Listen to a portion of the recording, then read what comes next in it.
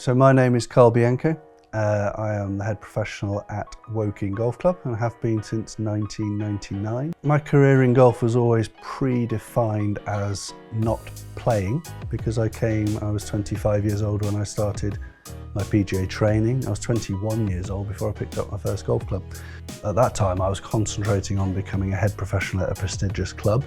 I knew that was going to involve coaching, and then once I saw and experienced teaching for the first time and helping people, I think all teachers would agree there's a certain addiction to that, and it feels good. So that's what led me to become concentrating really on retail coaching and fitting rather than playing. When I first arrived at Woking, there were no visitors at all. So there were a few old school societies, no other societies, and only members' guests could play. And I promised the club I'd have it open 11 hours a day, every day of the year, which seemed a bit ambitious at the time, but now we're very busy. It's a very busy club. So yeah, it remains very traditional. We keep the two-ball format, and it's still, I think, a very exclusive golf club that people look forward to being a member of. I first became aware of technology in golf, I think through one of the conferences I attended, and it really opened my eyes to what was out there. I went to the PGA trade show, I think it might have actually been there in around about 2014, and I realised that there were ways of collecting data that would be incredibly useful to me and that then I could pass on to my clients. So I purchased a GC2 first and used that outside on our practice ground, and the transformation was instant, from being able to give fact as opposed to opinion. So even though I backed my own opinion, the fact was better. So initially when we got the quad, we had the job of bringing it to the attention of the members. We weren't going to try and recover the investment through charging more for technology lessons. We didn't want that to be a barrier. And to this day, from 8 years ago when we opened, 95% of all lessons voluntarily by the client take place in the studio. So it shows that they've embraced the data, they've been able to make changes a lot quicker, have the changes quantified, which is really important. Initially, I won't lie, there was a lot of resistance. Not necessarily financial at this club, more in terms of resistance to change. Couldn't see a benefit of it, a bit of a fad. I wrote a paper, and the committee were about 50-50, for and against. I dragged the whole committee, 8 members, down to Guildford for an afternoon in the studio which was set up there, and got the most sceptical person to hit some balls. and from then on it was a done deal. The financial arrangements were always going to be tricky, and they always will be at every golf club, but even at the time I backed myself that this was a good idea. I said to the club, if you give me an empty building, an empty shell, I will do everything else.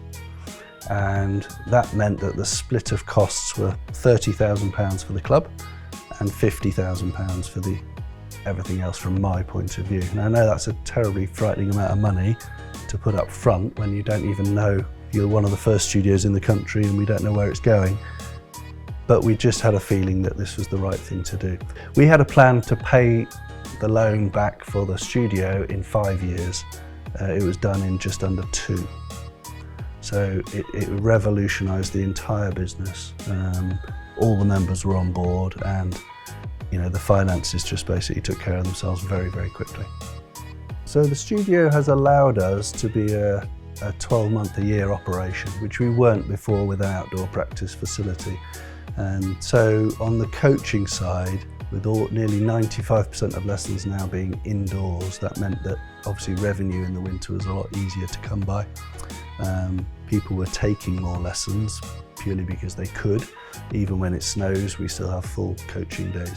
So that was a big change. The quad really has changed our coaching massively. I think of one example of actually a past captain here who I taught religiously week after week, pretty much giving him the same information and nudging him in the same direction every time.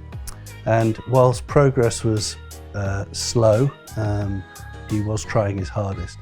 When he came into the studio and saw that 10-degree out-to-in path was quantifiable and visual, both with the quad and the cameras combined, he was able to switch that within literally a matter of weeks. And it's really interesting how the different presentation of data stimulates different learning patterns in people. That's what fascinates me. It's hard to convince somebody of something with as many demos as you can give that something's happening. When that individual is presented with fact, indisputable, accurate fact, then things change. So technology as a whole has, it's not an exaggeration to say, transformed my business. I mean, completely. It's unrecognisable from where it was. And we, before, tried our very best, and we were still as good at retailing, but with the help of technology and this facility in particular, things changed. So for example, our turnover of hardware pre-studio in the year before studio was £54,000. As of last year, we were over £140,000. Coaching has gone up 300%.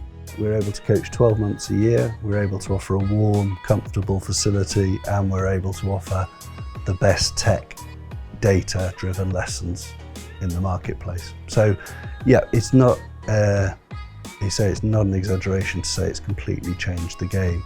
I employ 2 more staff than I did 7 or 8 years ago, full-time. So yeah, everything has changed, the scale of the operation has changed. It's interesting to see now that when potential new members are brought to the club or introduced by another member, the first port of call on their trip round the facility is to the studio. So given the history that's in the clubhouse and the tradition, that's quite surprising to me. But I think they want to show the younger, newer member where we're at as a club, that whilst we are traditional, we are still looking forward, and this room with this technology encapsulates that more than any other part of the golf club. The knock-on effect on us obviously is that whilst more people are coming for lessons, having more regular lessons, buying more of their equipment from their head professional, that has an effect on all retail. So even my soft goods, clothing sales and things, they've all elevated at roughly the same rate. So it's not, I would advise people thinking of investing not just to think about the specifics of the investment. Try and think a bit broader as to the knock-on effects to your whole business. You know, what would it feel like to employ 2 more people? Would that make your job easier? Would it be nicer to turn over double the amount that you do and then talk to suppliers with a slightly different angle? Things like that. I mean, very important in terms of your overall business. I think my journey with Foresight to date has taken us from a position of average facilities to one of the very highest quality. In the future, I see myself moving with the company, hopefully, if they keep moving forward at the same rate, and just staying at the very, very forefront of the golf industry, which is where I want to be, and I'm hoping Foresight can take me a lot of the way there.